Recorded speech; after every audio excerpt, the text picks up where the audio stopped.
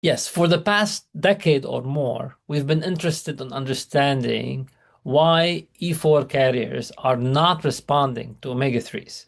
So we've screened the pathway for brain omega-3 metabolism and found that an enzyme known as calcium-dependent phospholipase A2 was activated or increasingly activated in the ApoE4 brain. We found it in cells, in animal models, and in post-mortem human brain tissues. Then we asked, would it be possible for this enzyme to be a target of therapeutics?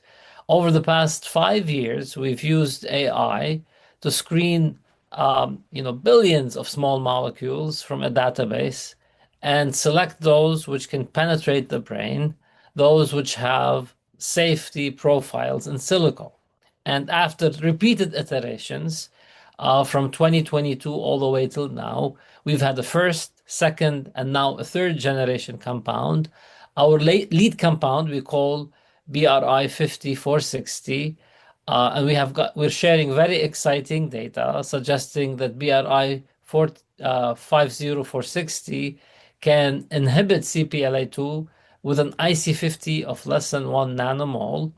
This small molecule also has an excellent blood-brain barrier penetrance, uh, getting inside the brain with a ratio of more than 30%, which is excellent for brain penetrating drugs, and does engage with this pathway inside the brain. Um, Historically, we haven't really had successful cPLA2 inhibitors because they were not specific and they did not specifically get inside the brain. And this is, to our excitement, this is real progress. Now we have a small molecule that doesn't inhibit the other PLA2s, which would minimize off-target effects, gets inside the brain. And in preliminary data that we are just finishing, we show that this can actually reverse the actual omega-3 depletion or loss in the brain in ApoE4 models.